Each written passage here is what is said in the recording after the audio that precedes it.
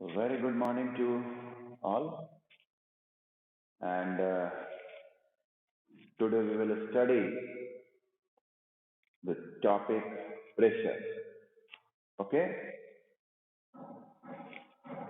What is pressure? Yesterday we came to know this that force per unit area. Yes. Yes.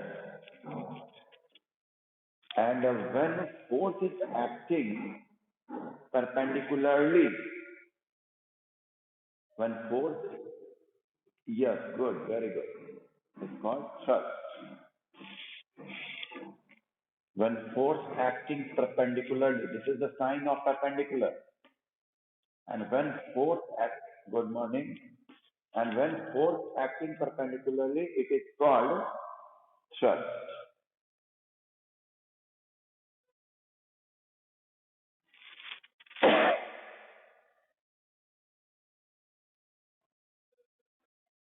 Okay.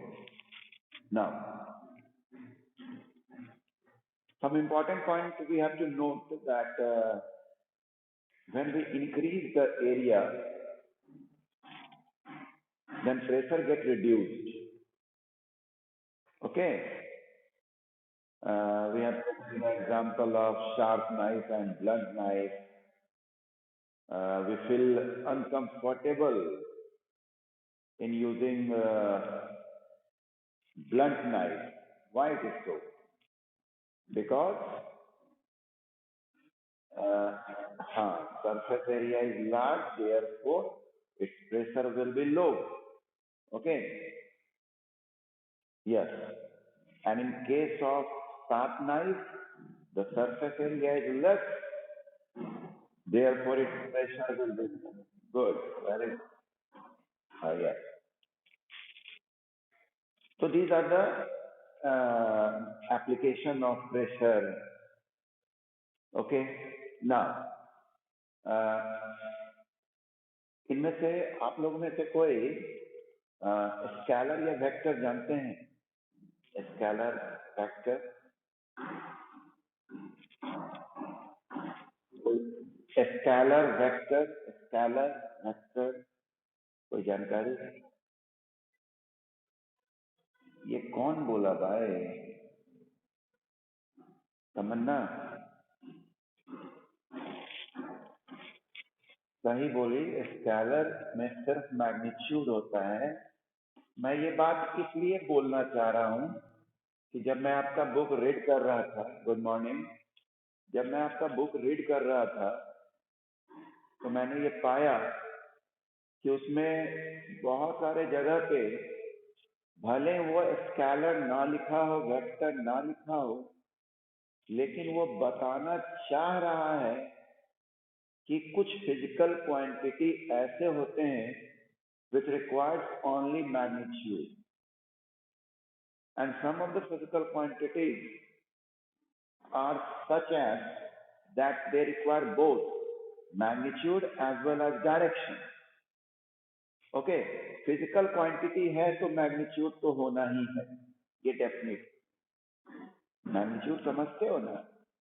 It indicates that how large that quantity is. जैसे मान लिया कोई चीज का length मैं कह रहा हूँ 2 मीटर है और कोई दूसरे चीज का लेंथ बोल रहा है 4 मीटर है, तो मैं समझूंगा कि वो जो चीज लिए हुए है वो 2 टाइम्स लार्जर है। वो मैग्नीट्यूड से पता चलता। तो मैग्नीट्यूड तो फिजिकल क्वांटिटी है तो मैग्नीट्यूड होना ही, क्योंकि आप लोगों को मैं ऑफलाइन क्लासेस में भी बता चुका हूं कि फिजिकल क्वांटिटी उसे कहते हैं which can be measured. Okay, quantities which can be measured known as physical quantity. जैसे मैं फोर्स बोल रहा हूं, फिजिक्स में आप पढ़ रहे हैं तो फिजिकल क्वांटिटी की जरूरत होगा ना। जैसे force, pressure, these are what? Physical quantity. Why we are saying that this is physical quantity? Because we can measure. हम प्रेशर मेजर कर सकते हैं, हम फोर्स मेजर कर सकते हैं, लेकिन क्या किसी का हैप्पीनेस मेजर कर सकते हैं? नहीं मेजर कर सकते। कोई कितना गुस्सा है वो मेजर कर सकते हैं? नो सर, है ना। तो गुस्सा, खुशी, ये सब फिजिकल क्वांटिटी नहीं। तो यहाँ बहुत बार मैं देखा कि वो बताना चाह रहा है आपको कि जैसे फोर्स के बारे में वो लिखे हुए हैं कि इन case of force magnitude and direction both is needed. Book में आप पढ़िएगा, लिखा हुआ। क्योंकि आप देखें, आप पुश करते हैं, दरवाजा करते हैं ना, पुश, धक्का देते हैं, पुल खींचते हैं, तो डायरेक्शन इज नीडेड ना। आपको बोलना पड़ता है ना, टुवर्ड्स राइट, टुवर्ड्स लेफ्ट, है ना। ये आपको बोलना पड़ता है, नेसेसरी है वो। यानी फोर्स के लिए मैग्नीट्यूड तो होना ही होना है, साथ में डायरेक्शन भी।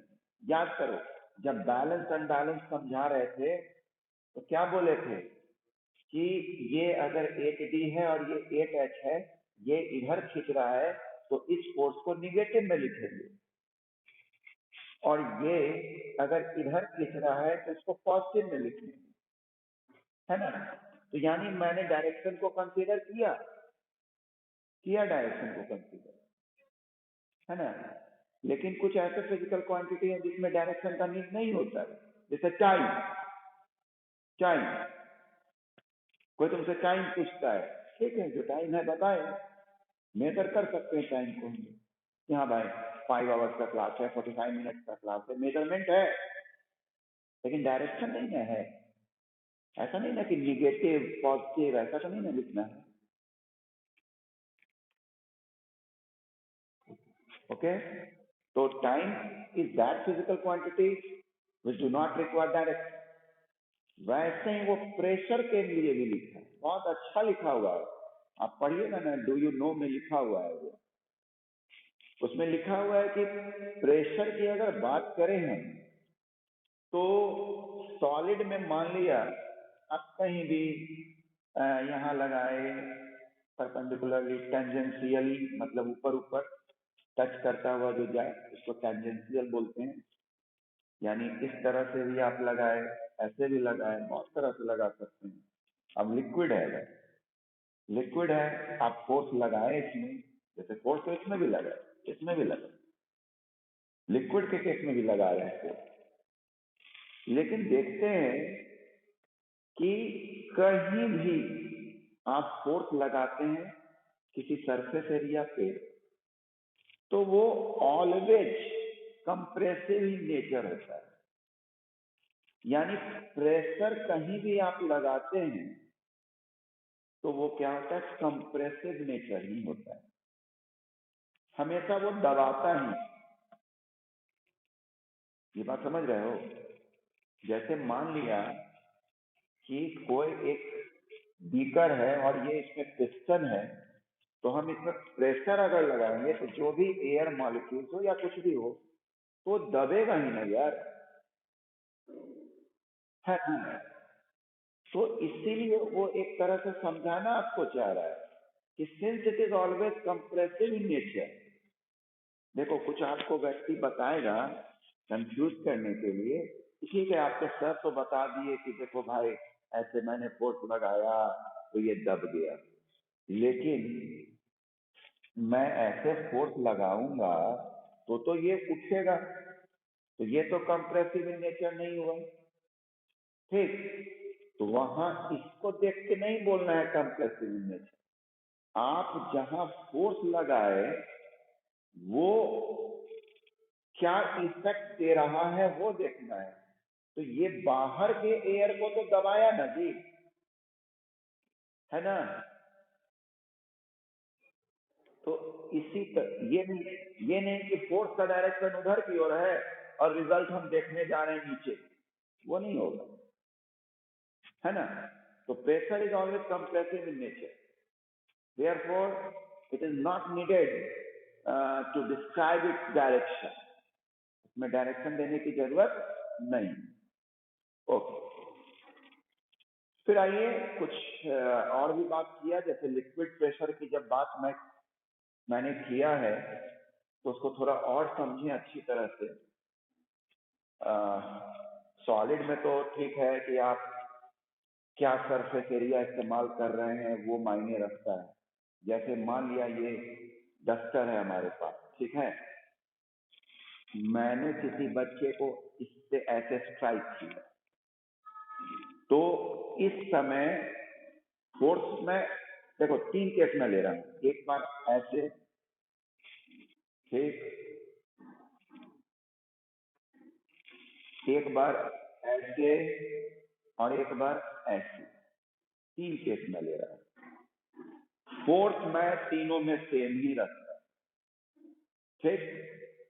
तो होगा क्या कि अंतर तो पड़ेगा, हो सकता है इससे ज्यादा चोट लगे, उससे कम ऐसे में लगे, और उससे कम ऐसे में लगे। देख रहे हो ना ये वाला? क्यों ऐसा मैं कह रहा हूं? क्योंकि फोर्स तो आपने सेम रखा है, लेकिन किसी में सरफेस एरिया ज्यादा है, किसी में सरफेस एरिया कम है।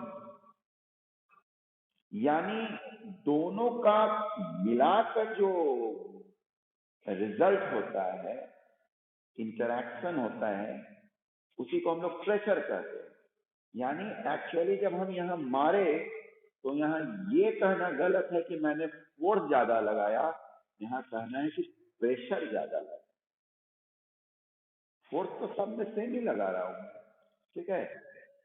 बोलना क्या है कि ऐसे में अगर चोट लग गया, हाँ, नेक्स्ट टाइम में अगर आपको कोई शिक्षक इससे स्ट्राइक करते हैं, बाय द वे ऐसे शिक्षक लोग तो प्यार ही करते हैं सबको, लेकिन बाई चांस, बाई मिस्टेक, तो अगर वो इससे स्ट्राइक कर दिए, तो आप ये नहीं कहिएगा कि सर बड़ा फोर्स लगा के मारे। क्या कहना है? सर बड़ा प्रेशर दिए। Very good.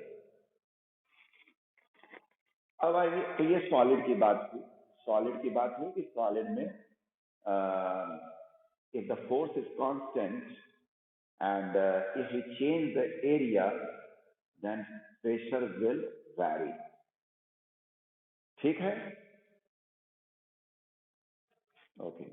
और ठीक है, एरिया अगर कांस्टेंट रखेंगे, जैसे अब हमको ऐसे ही स्ट्राइक करना है, तो ठीक है, फोर्स अगर ज्यादा लगेगा तो प्रेशर ज्यादा लगेगा। जैसे हम ऐसे में ही एक बार ऐसे मारे, ऐसा खूब जोर से मारे, तो ज्यादा तो ऐसे वाला में ही लगेगा, यानी फोर्स ज्यादा हुआ, इसलिए प्रेशर ज्यादा। दोनों का कंबाइंड इफेक्ट। ओके, तो ये हम लोगों ने सॉलिड के केस में डिस्कस किया। Now we will discuss in case of liquid. Okay, pressure due to liquid. क्या हम करेंगे? Two people answered. क्या हम करेंगे? प्रेशर ड्यू टू लिक्विड की बात अगर मैं कर रहा हूं, तो pressure due to due to liquid, तो यहां क्या करना है हमें कि जैसे आप एक एक्सपेरिमेंट देखिए, ठीक। इसमें क्या करें आप कि ये टैंक मैंने लिया,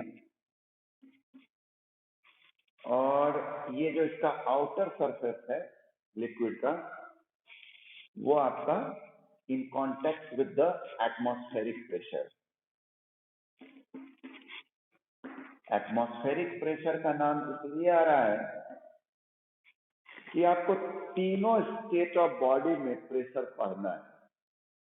सॉलिड पढ़ लिए, लिक्विड पढ़ रहे हैं, और गैस, हाँ जी, और जो हमारे सराउंडिंग में एटमॉस्फेयर है वो हम पे भी लगा रहा है एटमॉस्फेरिक प्रेशर, है ना। तो ये सरफेस जो है, ये जो कि ओपन है, एक्सपोज टू द एटमॉस्फेयर है, इसलिए वो तो अपना प्रेशर लगाएगा। ये समझना है खाली। हम लोग बात यहां से करेंगे क्योंकि आपका टॉपिक कॉम्प्लेक्स हो गया। आपने क्या किया, 3 होल किया इसमें, ठीक? या मान लिया कि होल था ही, सब में एक कैप लगा हुआ है। अब आपने क्या किया, कैप को तीनों को निकाल दिया। आप पाएंगे कि ये जो फ्लो करेगा ये ज्यादा दूर तक भागेगा, ये उससे कम, ये उससे कम, ठीक? ओके, इट मीन्स व्हाट, क्यों ये इतना ज्यादा फ्लो कर रहा है, क्यों इतना ज्यादा ये फ्लो कर रहा है? इसका मतलब है, वेरी गुड, क्योंकि पहले तो yes yes, firstly we will tell that because of increase of pressure, and then we will find out that why there is increase in pressure. Okay, एक बच्ची, no, atmospheric pressure is for all the holes, all the 3 holes. Yes, एक बच्ची बहुत ठीक बोल रही है, height वहां और अच्छा अगर वर्ड हो जाए, उसमें डेप्थ बोल दे तो और मजा आ जाए, ठीक है? डेप्थ, ओके, क्योंकि जब हम फ्री सरफेस से नीचे की ओर जाए तो हाइट से अच्छा वर्ड होगा डेप्थ, ओके? तो वो ठीक बच्ची बोल रही है,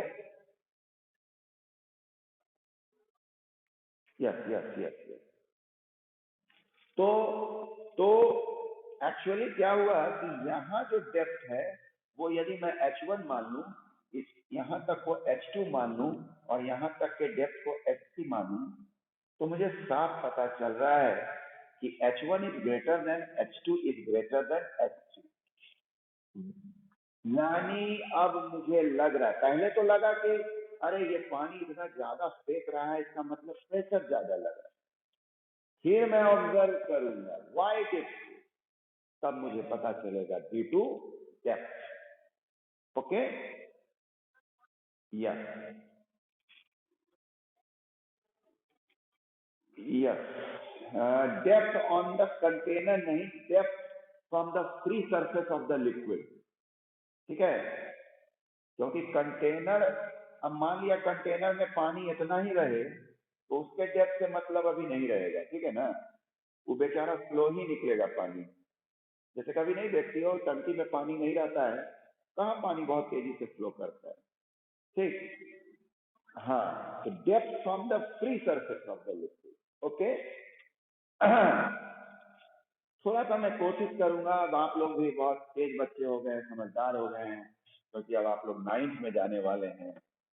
तो मैं यहाँ पर आपको बताना चाहूंगा, ये भी आपके बुक में चर्चा दिया हुआ है कि सिर्फ डेप्थ ही नहीं मायने रखता है, मायने ये भी रखता है कि कौन सा लिक्विड आप लिए हुए हैं, ठीक? आप अगर वाटर लिए हुए हैं तो क्या प्रेशर होगा, किरोसिन लिए हुए हैं तो प्रेशर क्या होगा, मस्टर्ड ऑयल लिए हुए हैं तो क्या प्रेशर होगा, ठीक है? अब जैसे मान लिया पानी में डुबकी लगाना आसान है, शहद, हनी, हनी समझते हो ना, हनी, इमेजिन करो कि एक शहद की नदी है, क्या उसमें डुबकी लगा लोगे? और डुबकी अगर लगा लिया तो निकलना मुश्किल होगा, है ना? हाँ, तो it means the nature of the liquid also depends, means density, यानी अगर किसी लिक्विड का डेंसिटी ज्यादा होगा तो प्रेशर ज्यादा लगाएगा, ठीक है? ओके, थोड़ा सा मैं आपको, चूंकि अब आप मूव कर ही रहे 9th की ओर, तो थोड़ा सा फॉर्मूला वगैरह का कन्वर्सन सीखिए कि क्या, हाउ टू कन्वर्ट इट। हाँ जी, हाँ बोलो।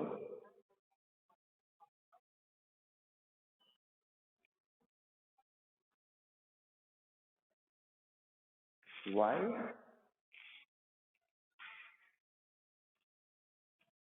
देखो,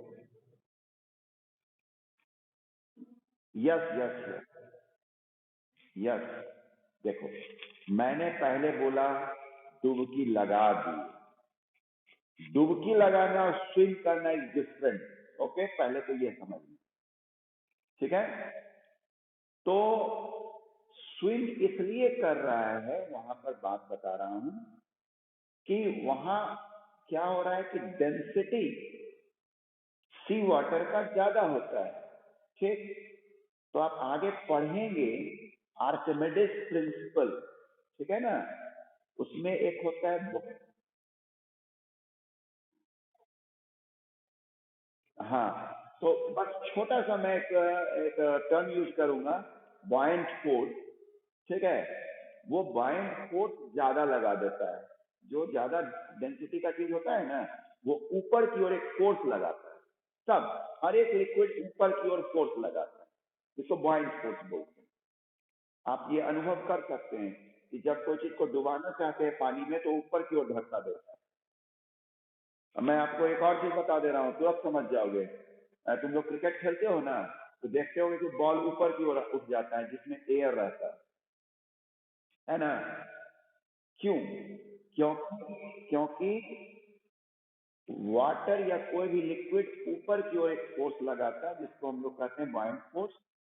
और ये भी आप लोग पढ़िएगा आगे के क्लास में कि यहाँ पर वही कारण हुआ कि बॉयंट फोर्स सी वाटर ज्यादा लगाता है, ठीक। इसलिए it is easier to swim in sea water rather than normal water. समझ गए बच्चा? हाँ, वहां पर बॉयंट फोर्स का केस है, ठीक। वहां प्रेशर मायने नहीं रखता है, वहां दूसरा केस है। और मैं यहां बोला कि नीचे, ठीक है। तो हम यहाँ पर बॉटम में मांग रहे हैं कि क्या है, कि यहाँ पर क्या प्रेशर लगेगा। और तैरने वाला बात तो यहाँ ना होगा, तैरेगा तो यहाँ ना, तैरेगा यहाँ तो वहां डिपेंड करेगा कि कौन कितना धक्का दे रहा है। तो सी वाटर ज्यादा धक्का देता है, लेकिन जब यहाँ पर बात होगी तो it is below the water, it is below the lift. Okay, two different things are there. तो यस,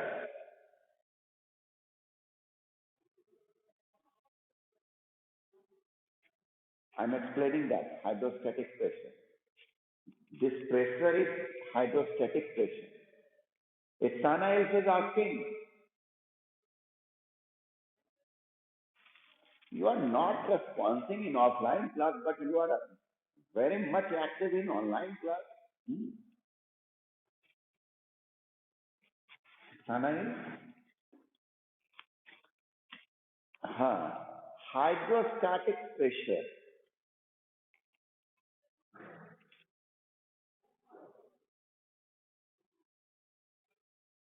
Yes.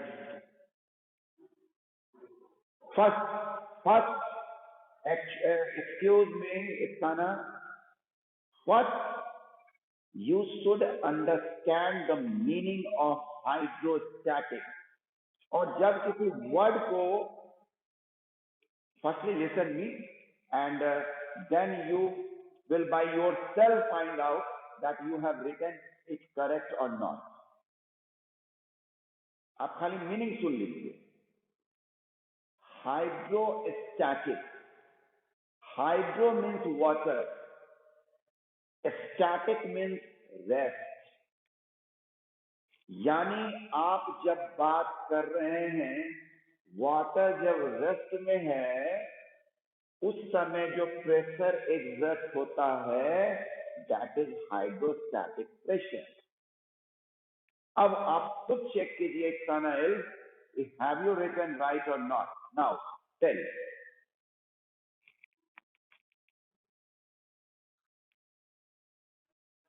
हाँ, अपना स्टेटमेंट डेफिनेशन दो।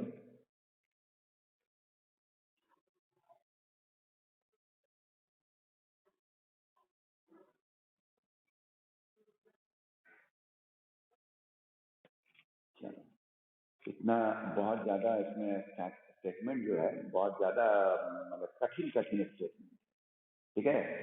आप ये ज्यादा, it's easy, then you can learn. Okay,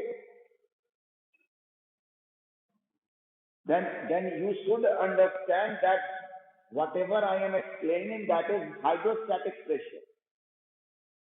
This is, yes, this is hydrostatic pressure.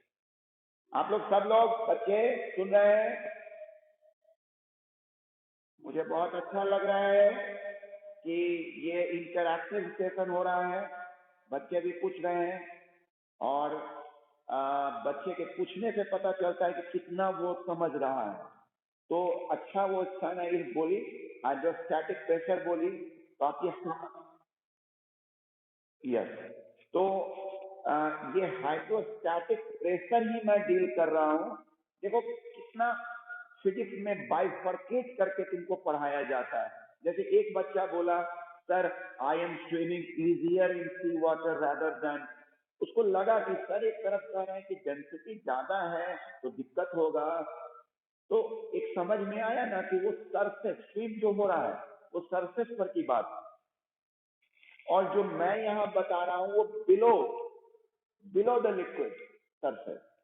Difference आ गया, वहां बाइंड फोर्स का कॉन्सेप्ट लग रहा है, यहाँ पर प्रेशर की बात हो रही, वहां आर्किमिडीज प्रिंसिपल की बात हो।